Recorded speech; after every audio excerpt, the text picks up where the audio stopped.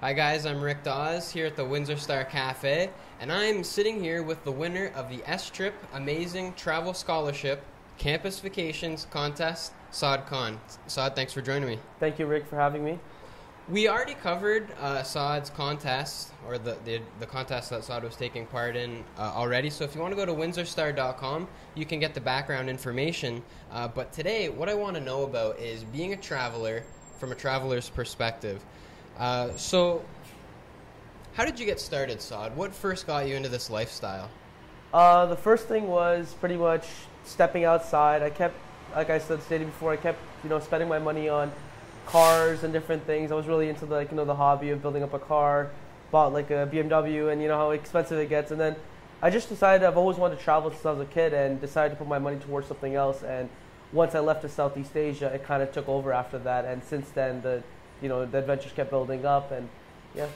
Okay, so it's kind of become a hobby. Would you think of it as a hobby? I would consider it as a hobby, a passion. I guess it's just a lifestyle now. It's a lifestyle? So that's a lifestyle now. Okay.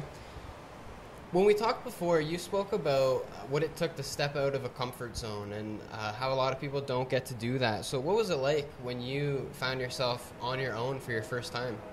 I would be lying if I said it was perfect right off the bat, but I mean it was a little overwhelming to arrive in Bangkok, and it was the big culture shock, and me getting to my actual hostel was pretty crazy. Like I got a car accident, my driver, how crazy it is in Asia, and I was like, instead of being appalled, I was like, wow, I just got in a car accident in Bangkok, so it's kind of cool, and it was still interesting. It got me to my hostel and met a lot of interesting backpackers, and they kind of gave me the ropes right away. They were like, this is how it's gonna go. Like it's gonna be crazy at the starting, and after that, I just kind of got used to it. I went to go see the Grand Palace in Bangkok, and did you learn anything from those more experienced travelers? Like, did that help put you at yes, ease? because they stated like there's something called the backpacker blues when you kind of arrive, but when your first solo trip, you're kind of getting used to it, and they say you have a little, and when do you get to go home? You have these questions like, I can't do this type thing, and that's your comfort zone fighting you back, saying that no, like this isn't right. But once you step out of that, that's when the real world is right there, right? You get to see the beauty for what it's for.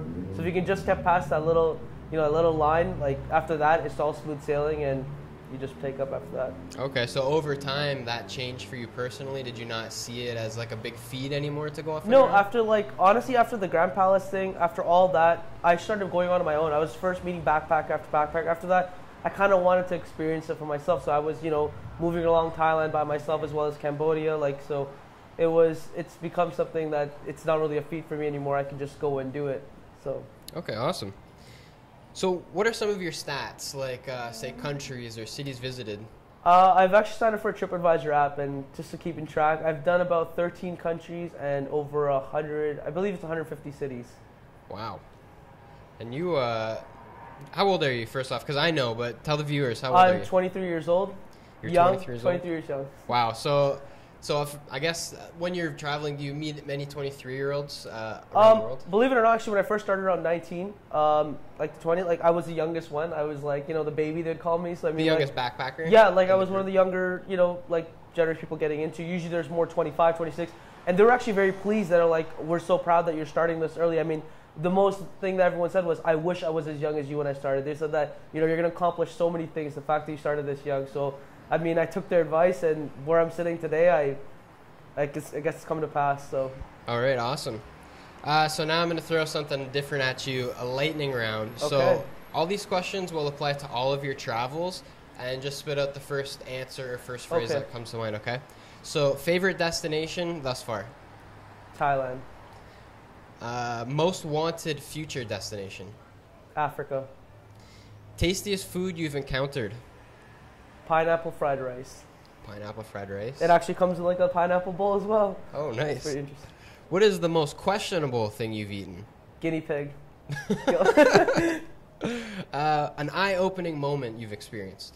Living with the indigenous tribes in Thailand and spending a week with them, doing bucket shower, and just seeing how simple their lives are, but how happy they are at the same time. Okay. A heart-stopping moment?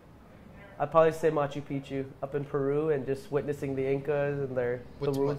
Explain for the Machu viewers. Picchu is actually a wonder of the world. Many people have seen it on Google. Like it's like new seven wonders, and it's what the Incas have created. It's actually the ruins that are on top of like the mountains and stuff, and it's just unreal. It's called Old Peak when you translate Machu Picchu, and it's just an amazing experience to trek up there and witness that. And Okay. Back to the lightning round. A realization about yourself.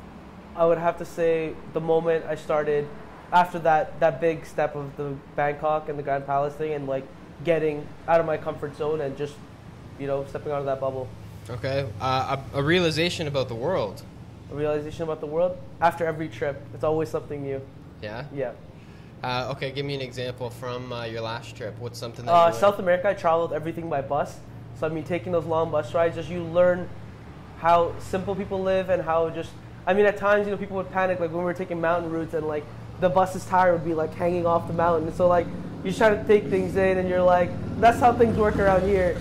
So that's an example of one, and you just pretend it's like another one of your excursions, and I'm an adrenaline junkie, so kind of taken with it. Okay, and the last for the lightning round is, what is a travel luxury you bring with you?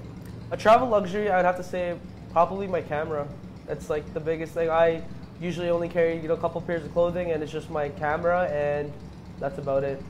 All right. I got a couple more questions now, so if you want to elaborate further, that's okay.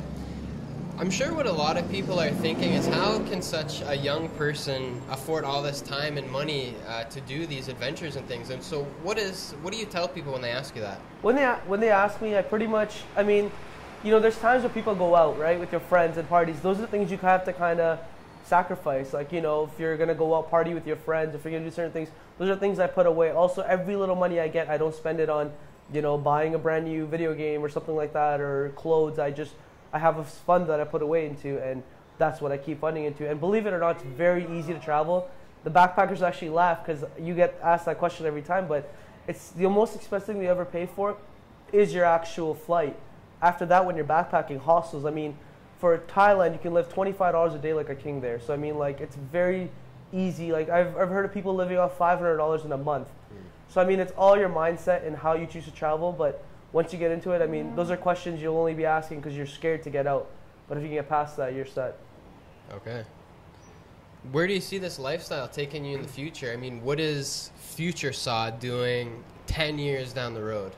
Future Saad, if I was to dream amongst the stars, I would probably say hopefully being a travel host and having my show called Wanderlust, and just showing the world in its raw beauty, the good and the bad, and just, I know there's a times people can't get out and, they have responsibilities, but they can just pretty much travel through the comfort of their home, alongside with me.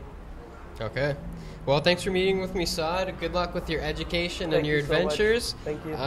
This is Rick Dawes coming to you from the WinStar Cafe with Saad Khan, the winner of the S-Trip Amazing Travel Scholarship Campus Vacations Contest. Thank you. Thank you.